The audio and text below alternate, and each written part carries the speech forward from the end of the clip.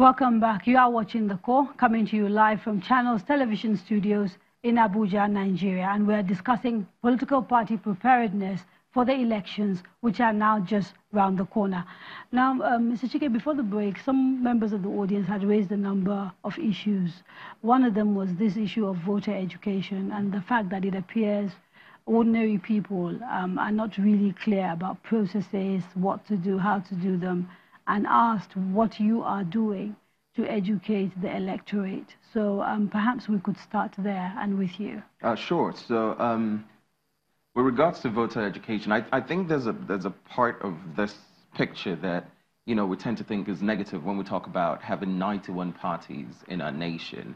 And part of the reason why we think it's negative is because we're so used to the politics of competition that we forget that there's also collaboration. It's absolutely not possible for you to have agents in 120,000, polling units. Now, so what we need to do with regards to education and what we're doing is using the most powerful communication tool in Africa today, which is WhatsApp, to circulate information. It's the cheapest way to get message across, and people know how to circulate that. Now, if you are able to do that, bulk messaging, bulk whatever, calling, and get the message across to people in educating them as to what their rights are, focusing especially on special needs, disabled people. We tend to forget about them when we talk about things that pertain to the everyday citizen. So if parties collaborate, if 70, 80 parties come together. But we are beyond if. We're here talking about what you are actually doing. So we're doing the bulk messaging stuff. Okay, so you're using the phone effectively. We're using WhatsApp.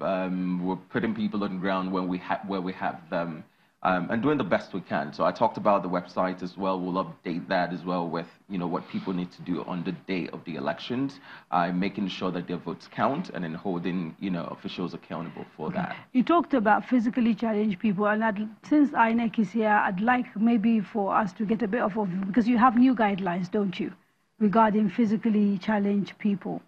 So what exactly are you saying about that? Well, we recently launched a framework for access for persons living with disabilities.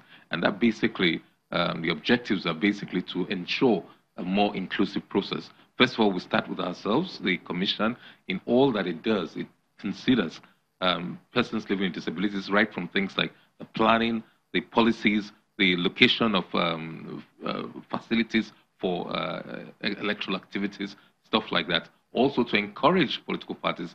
Our regulatory authority does not include forcing down the throats of the political parties that they must be inclusive in their practices and procedures. But we say it's in their interest. It's a large critical segment of society, quite a large, some people estimate 20–25% of our people live with one form of disability or not. So, and democracy is all about numbers. So if you tap into the needs of these people, tap into them, then maybe you can get a groundswell of those who will support your cause. So we encourage them, it's enlightened self-interest basically, for them to ensure inclusivity in their approaches to their But there are no penalties or anything like that for parties who, okay. No, just wanted to it's mention. not the law, so it cannot All right, Mr. Umaru, from the voters' perspective, what are you doing? Well, our candidates see it as part of their responsibility, even in campaigning for the votes of their constituents, to also educate them about the procedures and the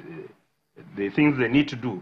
What are you finding are the most difficult things for you when you talk to the electorate? What are the things they find confusing or difficult, or are finding it hard to sort of comprehend?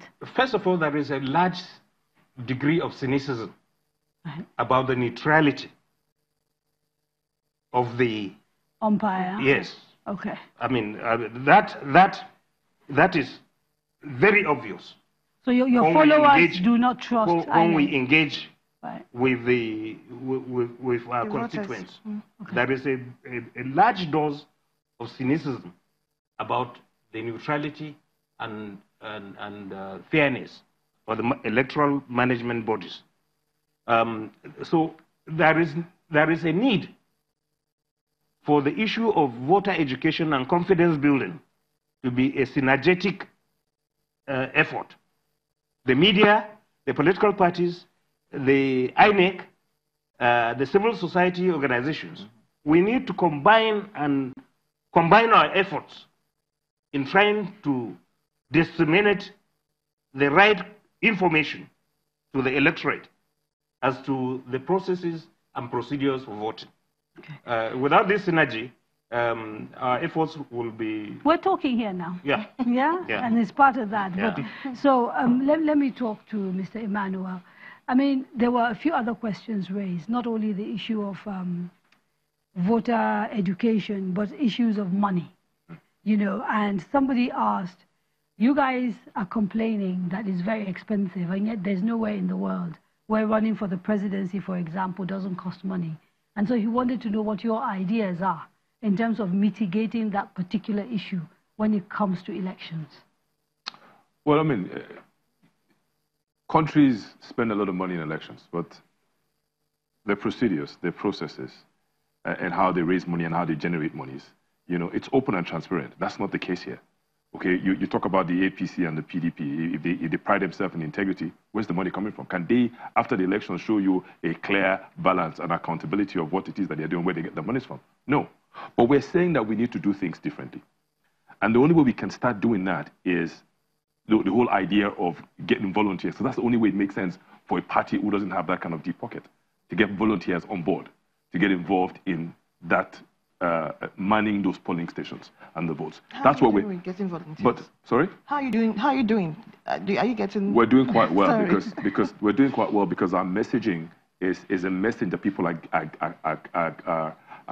taking on, you know, and it's driving them to do what is right, and that's what is important, you know, because our message is very clear. We're the son of a nobody, you understand, becomes somebody without knowing anybody. And everyone can relate to that particular slogan that, you know, I am a son of a nobody, and I want a new Nigeria that, you know, I don't need to know anybody to become somebody. Okay. And that's the drive. I'll take a few more questions, yes. So we'll do 1, 2, 3, 4, 5, the young lady in pink, 6, and then come back to the panel, yeah? Okay, good evening. Let's make it really short and quick because we have very little time. Okay, good evening, everyone. My name is Kunle Lawal. I'm the FCT senatorial candidate for the Alliance for Nigeria, ANN. Okay. And my question is, the challenge to young candidates has always been other candidates from the bigger parties exceeding campaign fund pegging by INEC. So I want to know what mechanisms INEC has put in place to watch the people do not exceed their funds and exactly what they will do to punish those that will exceed that point. Give themselves an advantage. Okay. Yes, sir. Good evening, everyone. My name is Ikechukwu Adubasing. My question is... sorry, could you... Who are you? Are you contesting as well, or...?